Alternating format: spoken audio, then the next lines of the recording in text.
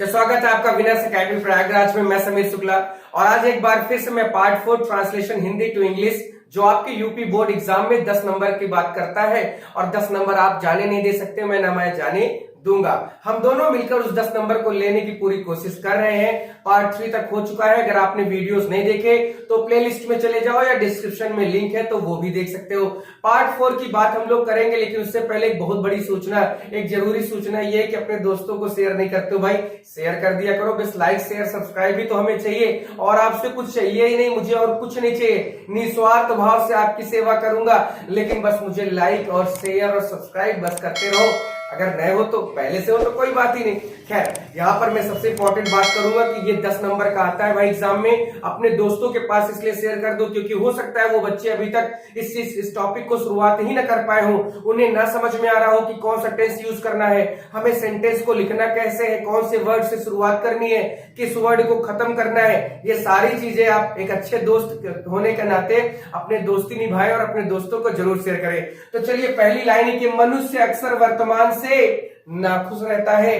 तो मनुष्य के लिए लिख दो भैया मैन, ठीक है। सेंटेंस आपका प्रेजेंट में है तो लिख दो इज, और उसके बाद क्योंकि अक्सर, हमेशा, कभी कभी, ये सब वर्ड हमेशा अपने मेन वर्ब के पहले आते हैं तो भैया ऑफन भी पहले लिखना जरूरी है। तो मैन इज ऑफन अनहैप्पी हमारा मेन वर्ब है। अनहैप्पी यानी नाखुश रहता है। अब देखिए, रहता है कि लिव नहीं लिखना है कि नाखुश रहता है तो नाखुश का सैड लिख दो और रहता है कि लिव कर दो। मेरे भाई, इतना आप बेकार नहीं है, मुझे पूरा भरोसा है। आप इतना गिरा या इतना बेकार नहीं सोच सकते हैं। तो man is often unhappy with, किस चीज से, विद द प्रेजेंट, यानी इंसान हमेशा किससे नाखुश होता है, अपने वर्तमान की स्थिति से हमेशा नाखुश रहता है। वह अक्सर भूतकाल या भविष्य की ओर देखकर इससे बचने की कोशिश करता है, ठीक है, बचने की कोशिश करता है। तो ही अक्सर यहां पर भी है तो ही ऑफन, ठीक है, कोशिश करना है, वर्ब हमारा है तो ही ऑफन ट्राइज, करता है, क्योंकि ये भी प्रेजेंट में और ही के साथ वर्ब में एस या ईएस लगेगा। तो ही ऑफन ट्राइज, और किस चीज से बचने की, किस चीज की कोशिश करता है, तो टू स्केप मीन्स होता है बचकर भागना या बचने की कोशिश करना, ठीक है। तो टू स्केप, किस चीज से बचने की कोशिश करता है, भूतकाल या भविष्य की ओर देखकर। तो स्केप, ठीक है, आइदर स्केप, आइदर किस चीज से, या तो आइदर और का यूज यहां हो रहा है, या तो वो भूतकाल को देखकर या भविष्य को देखकर, अपने इस तरह की चीजों को देखकर वो बचने की कोशिश करता है। तो आइदर इनटू द पास्ट और फ्यूचर, भविष्य से बचने की कोशिश करता है, भविष्य की ओर देखकर इससे बचने की कोशिश करता है। उसके बाद वह अतीत तथा भविष्य को देखता है। वह अतीत यानी पास्ट, भविष्य यानी फ्यूचर, ठीक है। तो अब यहां पर आप अतीत यानी पास्ट और फ्यूचर ना लिखकर, क्योंकि बार बार रिपीटेशन हो रहा है पास्ट और फ्यूचर का, तो आप इसे पास्ट के लिए बिफोर और फ्यूचर को आप आफ्टर में भी रख सकते हैं। तो आप ऐसे लिखेंगे तो ज्यादा अच्छा है। तो ही लुक्स, ठीक है, वह क्या देखता है, he looks before and after, he looks before and after. वह भविष्य और भूत यानी वह पहले और अभी के दोनों चीजों को देखता है, ठीक है।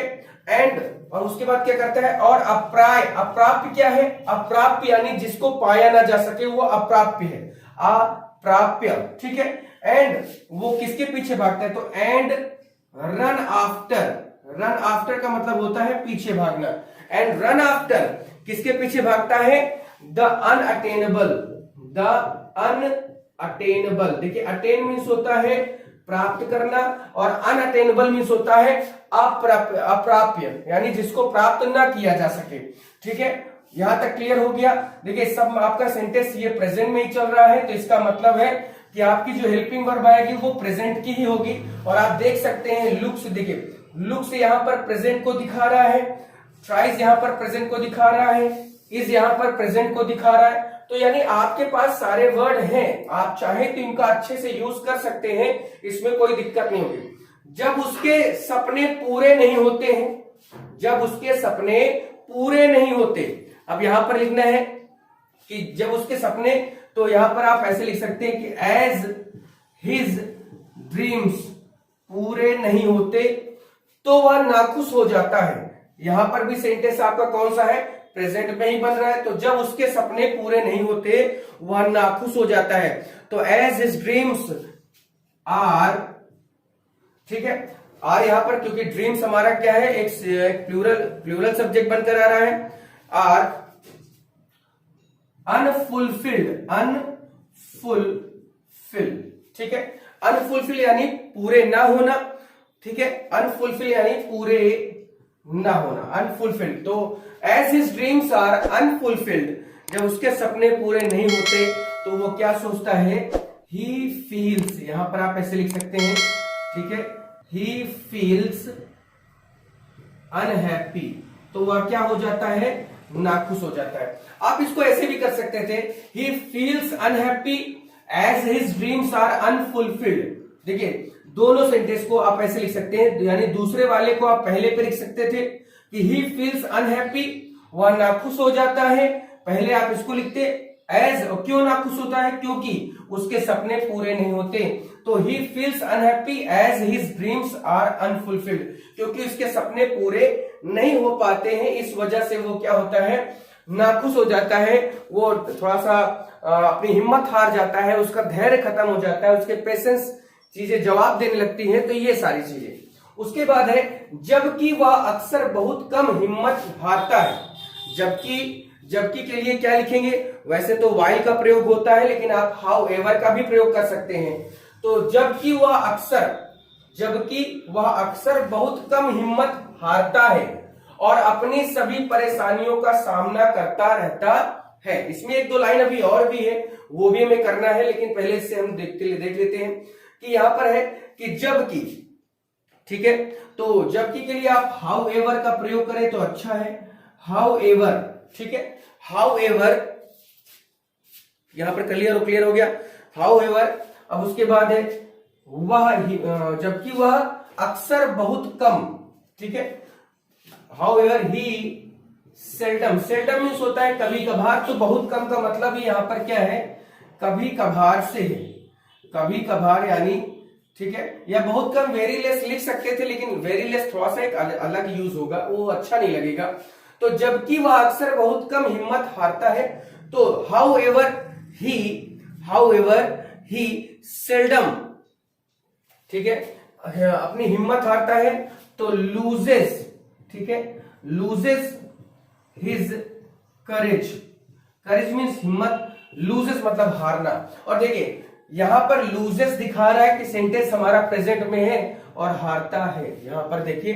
तो आप देखिए क्योंकि एक सामाजिक एक विचारधारा है किसी की, और जब हम किसी की विचारधारा को जब प्रकट करते हैं तो वो हमेशा विचारधारा हमेशा प्रेजेंट में ही होती है ना। कोई सामाजिक संदेश देना चाहते हैं तो वो प्रेजेंट में ही होता है, किसी को ज्ञान दे रहे होते हैं तो प्रेजेंट में ही होता है ना।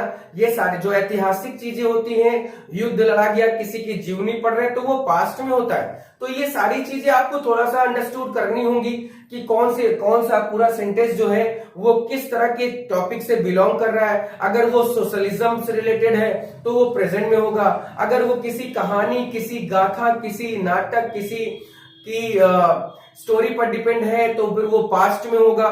तो ये सारी चीजें हमें थोड़ा सा देखनी होती है, समझनी होती है। प्रेजेंट पास्ट का ही इसमें ज्यादा रोल होता है, फ्यूचर टेंस से बहुत कम ही इसमें पूछा जाता है। या आप कह सकते हैं कि गा गी गे आ गया, तो ये देखना है कि अगर हमारा पहले वाला सेंटेंस पास्ट में है तो फिर वुड का प्रयोग करना, और पहले वाला सेंटेंस प्रेजेंट में है तो विल का प्रयोग कर देना। क्योंकि गा गी गे सोच देखते हैं तो हमें यही लगता है कि नहीं, इसमें तो फ्यूचर टेंस है, इसमें फ्यूचर आना चाहिए, विल आना चाहिए, लेकिन विल का यूज हर जगह नहीं होता।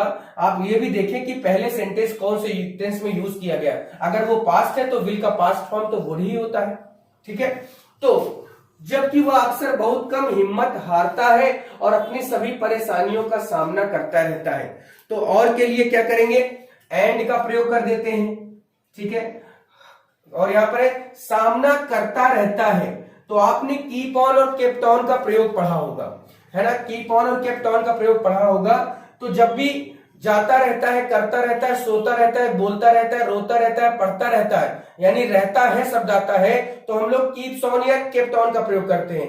कीप्स ऑन का प्रयोग हमेशा प्रेजेंट में करते हैं, जबकि केप्ट ऑन का प्रयोग हमेशा पास्ट में करते हैं। एक और कंडीशन कि कीप ऑन और केप्ट ऑन जब हेल्पिंग वर्ब की तरह यूज होते हैं तो इनके बाद जो वर्ब होता है वो हमेशा आईएनजी के साथ आता है। तो वह पढ़ता रहता है, ही कीप्स ऑन रीडिंग, वह मैं बोलता रहा, तो आई केप्ट ऑन स्पीकिंग।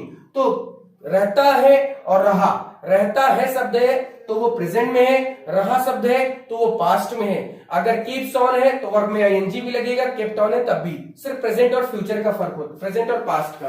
तो यहां पर है और वह अपनी सभी परेशानियों का सामना करता रहता है। एंड ठीक है, keeps on fighting, keeps on fighting. देखिए मैंने बताया ना कि कीप्स ऑन, कीप के बाद ऑन है और FIGHTING, फाइटिंग क्या है हमारा यहाँ पर मेन वर्ब है। एंड कीप्स ऑन फाइटिंग, किससे फाइट करता है? तो अपने परेशानियों के विरुद्ध, तो against, keeps on fighting against. देखिए अब यहाँ पर अगेंस्ट का क्या मतलब है, क्यों आ गया, तो आपको बता दूं, फाइट और अटैक और क्रिमिनल इन सभी के बाद एक प्रीपोजिशन फिक्स्ड होता है जिसका नाम है अगेंस्ट। तो and keeps on fighting against सभी परेशानियों का, ठीक है, सभी परेशानी यानी ऑल हिज डिफिकल्टीज हो जाएगा, ऑल हिज, ठीक है, ऑल हिज, यहां पर लिख दिया जाए डिफिकल्टीज, ठीक है। तो ये आपका एक पूरा बन गया, आपने इसको देख लिया, समझ लिया होगा। अब देखिए इसमें भी और कुछ लाइन तो है जरूर, लेकिन इसमें कोई बहुत बड़ा इंपॉर्टेंट रोल नहीं है, इसमें कुछ भी ऐसी चीजें नहीं है, आप इसको आराम से कर सकते हो। और हो सकता है कि यही आ भी जाए पेपर में, कोई बड़ी बात नहीं है, क्योंकि ये काफी पुराना है, यानी 2013 का ये सेट का पेपर है, तो ये आ भी सकता है, नहीं भी आ सकता है। तो it's not a big deal कि वेदर इट कम और नॉट, इसमें आपको परेशान नहीं होने की जरूरत है। बस आप अपनी प्रैक्टिस को देखिए, 2 4 10 15 भी चौथा है, मैं कम से कम 10 से 15 ऐसे प्रैक्टिस सेट आपको लगवाऊंगा, करवाऊंगा, जिससे आपको ये सारी चीजें आने लगे और फिर उसके बाद आपको अच्छा नंबर मिल सके। तो keep on watching and thanks for watching my video, and please subscribe if you are new to my channel, and please share your friends, maximum friends,